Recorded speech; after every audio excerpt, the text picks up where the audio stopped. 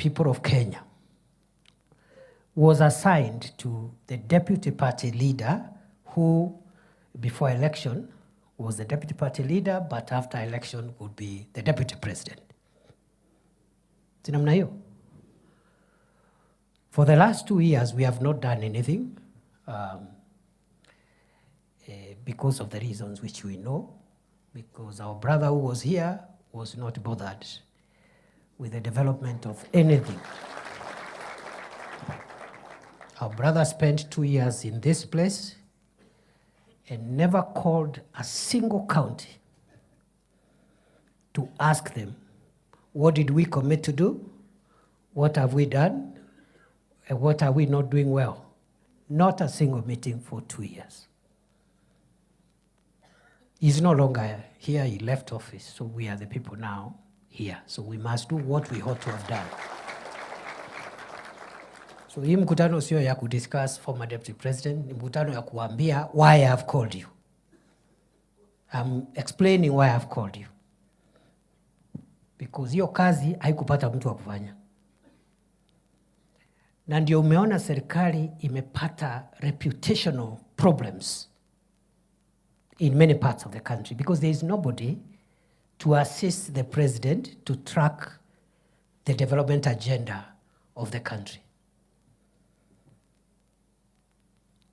So, we have wasted 2 years, but it's okay. There is still time. So this meeting, therefore, is not a political meeting. Huu si mkutano ya siasa. Huu ni mkutano wa serikali na ni mkutano wa maendeleo. Niseme hivi kwa sababu tuko na viongozi wa siasa hapa, lakini you know they are the leaders we elected, isn't it? So we cannot have a meeting ya serikali, national government, with the people of Tharaka Nithi without the leaders of that county. Okay? But it's not a political meeting. In our presence also we have people aspiring to be leaders. Si ni kweli? Nimeona wengine hapa wanataka kuwa magavana. Kuna wengine wanataka kuwa women reps. Si wako area? Si aspirants wamekuja? Si wasimame tuone kama wako ama hawakuitwa. Kuna wa MP, naona MP aspirants, naona ndio hao MP aspirants, women rep aspirants, wako hapa. There are many, ndio hao. Lakini huu mkutano sio mkutano wa siasa, yani nani atakuwa governor, senator, mbunge, women rep ama MCA. Sawa? So MCA ako hapa as a leader, not as anything else. The aspirants are here as people who are mobilizing, you know, they have intention to vie in another election. So they are also legitimate stakeholders. There is no problem. We can discuss development and leave out the politics to the camps that will emerge automatically when politics set in. Kwa hivyo hiyo sio mkutano ya siasa. Okay? I have also not called this meeting to campaign for President Ruto because there is no election taking place. He is president, isn't it? But time will come when I'll come to campaign for William Ruto during the next election. Not now. Na hiyo sasa ikifika hiyo, ile group itakuwa kwa chama chetu, hiyo ndio group tutasonga naye. Hiyo kwa sababu sasa ni kutafuta kura ya urais. Na ujue kama rais achaguliwi, kuna deputy atachaguliwa hapo. So hiyo itakuwa siasa, but that will be at the tail end. We cannot mix those issues now with the development of our county. Rais mwenyewe umeona wakati wameshindana na mpinzani wake, ule mzee wetu, former prime minister. Very bitter election. But after that, sasa rais ndio anampigia campaign aende Addis Ababa akuwe chairman wa African Union. The biggest campaigner. And that shows you must be careful. Maybe my brothers who are still running for office, at our county and other levels. Be careful. Don't behave as if the next election is the beginning and the end of your life. Don't make your relationship with other people so bad that after that you cannot talk. And I'm glad to see some of our former leaders here, because if they had broken relationships with the rest of us, they would not be here. Si namna hiyo? Wapigiwe makofi former leaders wote. Yeah. I've also seen our professionals here. I've seen my senior brother, Professor Tharaka Wamberia, a very distinguished son of Kenya. He's from our county. Are there other professors here? Professor Randu Joseph, who for many years was the departmental head at the University of Nairobi. I think is transport or something. He was doing something in geography. You know, these are our biggest assets. So if we politicize these meetings, they will keep away. Because their business is not in deciding who is the MCA, who is whatever, but they have a lot of ideas they can give us to help us benefit as Tharaka Nithi County, as the rest of Kenya benefits from this administration which we voted for. So that is the beauty. This meeting, therefore, is not a political meeting. So if you have come with your supporters, because wambie, today is not the day. Na mukifanya hiyo mambo hapa, tutajiharibia. Na wewe utajiharibia. But tomorrow, when you're doing your campaign, huko nyumbani, you're free to compete. So that's why I call this meeting. I call this meeting because we made very serious commitments. We need to track where we are. And therefore, it is my intention that every year we will convene for purposes of accountability. That at the end of every year, the pressure I want you people now and the rest of Kenya to put on me as Deputy President is to ask me after 1 year, on behalf of President Ruto, can you tell us what his administration has done on roads, energy, water, electricity, you know, all these things, isn't it? Where the president can join us, fine. But as his principal assistant, that's the way I understand my work. My work is to support him so that his administration fulfills its commitments to the people of Kenya. So kuna watu naona saa ingine wanani advice, wananiambia sijui ufanye hivi, sijui ukai kama unapingana na rais. And I'm wondering, is the work of the deputy president to oppose the president? Is that the job description? Wale wanataka kuoppose rais, watoke nje, wajoin Kalonzo, Wajakoya na hiyo timu ingine, waanze kuoppose wakiwa huko nje. There is no problem.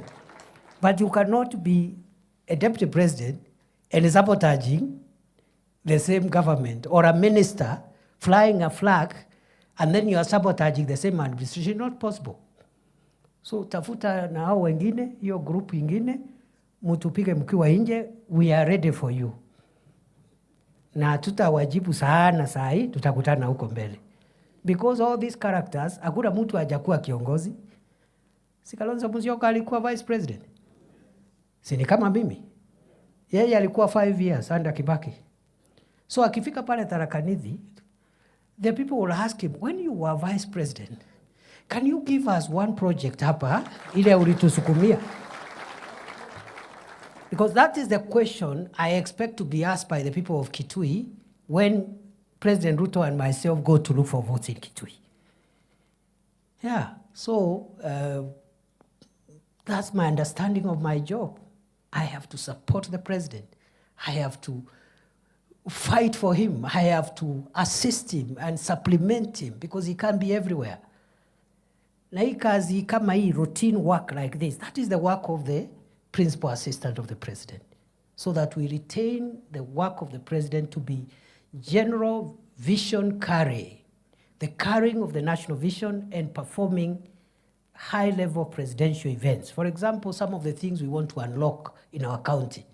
When the roads are unlocked and they are complete, now he comes as president to commission complete projects. Lakini saa hii kwa sababu zimekwama, ni kazi yangu kukwamua. Si namna hiyo? Nitafute mawaziri, nitafute ma-PS, nitafute everybody. Ikikuamuliwa ijengwe, rais anakuja. But it can't be the president coming there to try and unlock projects. Yet he has a cabinet, he has a deputy. That is my understanding of my responsibility. Wale wengine wananiambia, sijui pinga rais kama fulani, I think they are addressing the wrong person. Yeah. Maybe they are talking to somebody else. Sio mimi. So, we intend to be very focused and very deliberate. And we mean business. And I want to assure you, the people of Tharaka Nithi, as I've assured other parts of the country, you will get maximum benefits from this administration. Otherwise, what business do I have to hang around if we will not get maximum benefits? So we'll do our best. Lakini musiende kudanganywa ati ndio sijui hii county isaidiwe, ati the next county must lose. We cannot win, isn't it? We cannot get what we want. So who said for one county to gain, another one must lose? It's not true. Yeah. Because we have a country to keep. And therefore, mimi naomba tu mnitoe kwa hii siasa ya sijui ya MP, ya MCA, ya governor, ya senator. I will leave that. Munisaidie. Kwa sababu mkiniingiza hapo, whether you are defending me or attacking me, unless you really are sabotaging me, you should not drag me in those politics ya nyumbani. Unless your aim is to sabotage me. Kama hiyo ndio aim ni sawa, nitaelewa.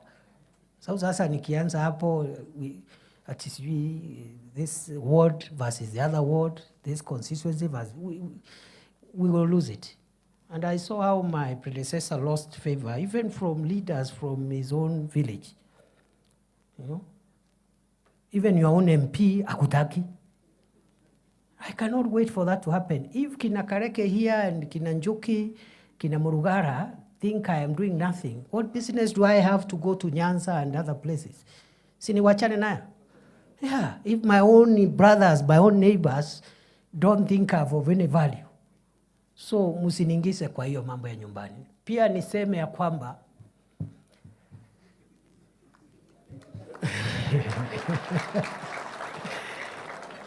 and I mean business.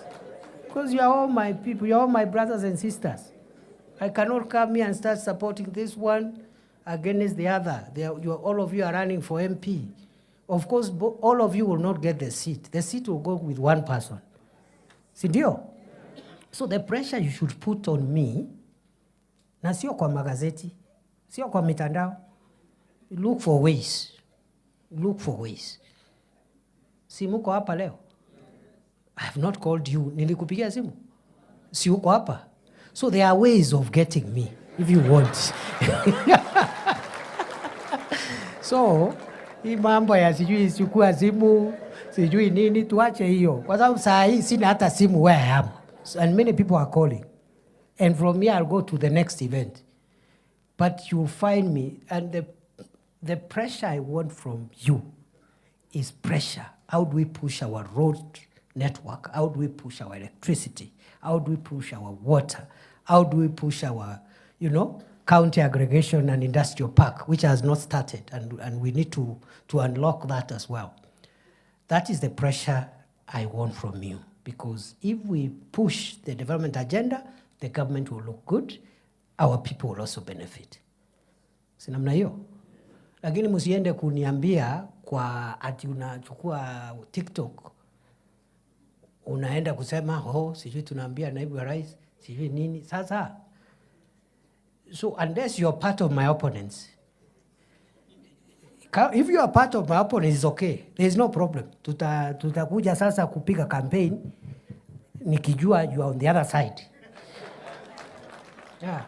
Alafu wengine, you have a problem with the next person. Uko na problem na MCA, uko na problem na governor, senator. You take advantage ya hiyo shida uko nayo, then you drag me there. Oh, I'm defending the DP. I don't need defense.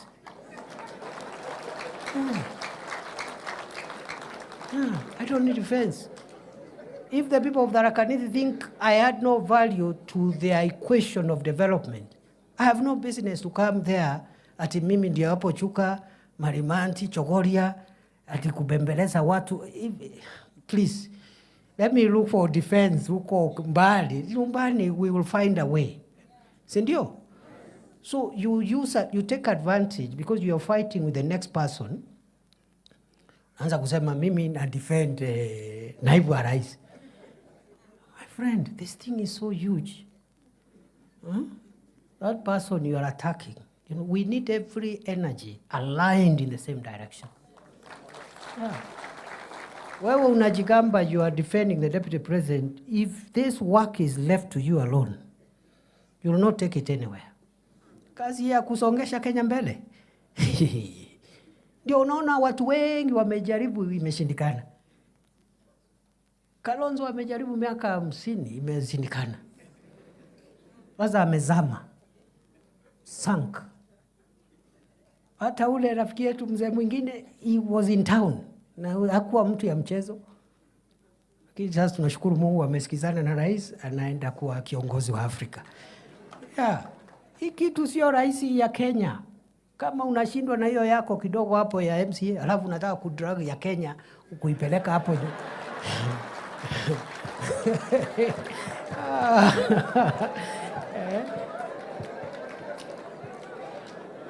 So sikiza. Mimi, sikiza. Pale nyumbani, I need your blessings and your support, all of you.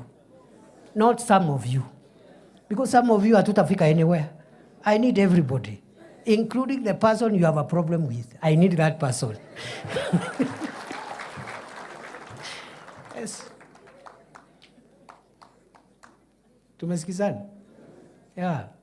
So this is home talk, in the family talk, don't worry. Let me go back to the default system, which is the national discussion we are having. So we have an agenda. This is the government, and I've been I played some role in the Kibaki administration, in the Uhuru administration, in different capacities, and now in the Ruto administration. As far as I'm aware, the first government to do a manifesto was the Kibaki government. But it was never followed up for implementation. Tulichaguliwa, Kibaki akachaguliwa, wale walichaguliwa, there was no implementation. Luckily, Kibaki had a very strong focus on the priorities he had committed to the people. So he succeeded, but there was no monitoring and evaluation, and there was no tracking of progress. And when Kibaki was asking to be re-elected in 2007, nobody asked him, have you delivered what you told us? It was just simple politics. Yeah, Kibaki was a Raila. And 41 against 1. Very dangerous politics. Uhuru came with a manifesto. But we never followed the implementation of that manifesto. And when Uhuru was asking for re-election in 2017, nobody asked him what he had done with the first term. In fact, he came with a new manifesto for the second term. Ile aliita Big Four. Si ni kweli? Yeah. But this time round, this government is going to add value to our governance in two respects. One, we are tracking the 168 commitments that we made to the people of Kenya in 10 sectors, 10 areas, one by one, to see how far and how many of them we can implement before the next election. Ndio hiyo manifesto isiwe ni karatasi. And I'm going to demonstrate to you just now how we are doing that. Number two, I suspect the next election, more than any other election, this government will be asked, You promised us this, tell us what you've done. Si ni kweli? Yeah. So Kenya is maturing. That is good democracy, because if a president does not get re-elected because they have not performed, that is a very good democratic culture. But you cannot remove a president because of stupid politics ya ukabila, sijui ya nini, mambo ya bure hapo, you know. So, good people, mimi nataka niwaambie, we will do our best. The last 2 years, President Ruto has struggled with very difficult issues, just like President Kibaki when he took over from President Moi. President Kibaki's first term was terrible. It was difficult. He himself was unwell. And some characters around him were the ones running government and making decisions, making very unpopular pronouncements. But Kibaki was very committed. In 2 years, President Kibaki became the most hated and the most unpopular person in Kenya. In 2005, 2 years after his election, the first time, 3 years, he brought a referendum. He was defeated in that referendum. You remember Banana Orange? He was defeated. He dissolved the entire cabinet. He was left with the old man, is it Moody or Wari or something? Yeah. So what is happening around here is something that has happened before. And why President Kibaki and President Ruto? Ask yourself why. It is because any transformative leader who has an idea of what to do about key sectors that define a country's transformation, many times the decisions that leader has to make to transform the country are usually unpopular. They are not popular. Populist leaders make popular decisions. Okay? I'll give you an example. This universal health care that we are focused on implementing is not the invention of Kenya Kwanza. Professor Tharaka and the others, the scholars, will tell you, President Kibaki intended to bring universal health coverage when Charity Ngilu was minister. Aka-introduce the topic, siasa kama hii ikakuja, Kibaki retreated. Ikakufa. President Uhuru had universal health care in his manifesto. I'm part of the team that wrote that manifesto, the first term. Akaona it's very unpopular because you have to increase the levies that you're charging people and so forth. Akaikalia first term. He thought he can introduce it in second term when he's going home because he will not be looking for re-election. So in 2018, Aka announced the Big Four agenda. One of them was universal health coverage. Cecily Kariuki was the minister for health. Siasa ikakuja, Uhuru backtracked. I remember Uhuru asking us, sisi tuko na insurance? Kama watu wamekataa health insurance, sisi tuko na insurance? Alafu akauliza deputy yake that time. I just overheard, nilikuwa area tu, nilikuwa hapo, sikuwa karibu. Nikasikia akauliza deputy yake, "Wewe William, si mimi na wewe tuko na nyumba? Hii housing program." Kwa sababu housing ilikuwa kwa Big Four ya Uhuru pia, isn't it? Si wewe uko na nyumba na mimi niko na nyumba.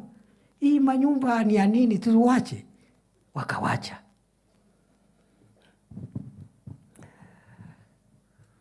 Brothers and sisters, I'll shortly tell you what housing and what a health insurance for every Kenyan means to the economy and to household incomes in a short while. But before I do that, I want to say for the last 2 years, President Ruto has struggled with what we call macroeconomic stability. Economic stability means, for those who are not experts like myself, I'm not also an expert in the economy, but I have learned from the experts. Macroeconomic stability are the fundamental foundational economic growth indicators that must be in place before you start now building the growth of the economy. One indicator is the strength of the currency. The strength of your currency versus international currencies is one indicator. Another one is something called interest rates. The rate at which people borrow money, those who are doing biashara, nini, interest rates. And are businesses having access to affordable credit at moderate interest rates? The third indicator is called inflation. How fast do the price of goods keep on rising? The fourth indicator is called the price of fuel, because fuel, it defines so many things. It defines the cost of power, it defines the cost of transport, it defines the cost of production, industrialization, and what have you. So the price of fuel, interest rates, inflation, strength of the currency, and of course the country's liquidity, its ability to manage its liquidity, the debt situation, is the debt sustainable? Those are 5 macroeconomic indicators. By the time President Ruto took power, took the leadership of the country, Kenya was on the verge of insolvency. Many people think, watu wengi wanafikiria wakati tunasema nchi ilikuwa mahali pabaya, wanafikiria tunajaribu kupiga Rais Uhuru Kenyatta. The country was not in that shape because of President Uhuru. It was because of global situation. The main one being the total shutdown of the economy for nearly 1.5 years because of COVID-19. Nobody in Kenya left their home for more than a year. Curfew, you can't go anywhere. There is no business running. So you can imagine shutting down the economy even for a day is costly. Ask me, I am the immediate Minister for Interior. When riots used to happen and the economy of Nairobi is shut for one day, the economic cost is so huge, is in billions. So you can imagine the entire country shutting down for 1.5 years. That is what caused all the problems we found when we took over. The dollar was very strong against the shilling. President Ruto in the last 2 years has worked on the interventions and policy decisions that have made the dollar stable. It was at 165, 167. For more than a year now, it's operating between 127 and 130.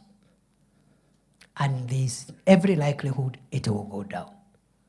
People will ask you, sasa, mimi mutu ya nyombu metengero kana atonga, ya?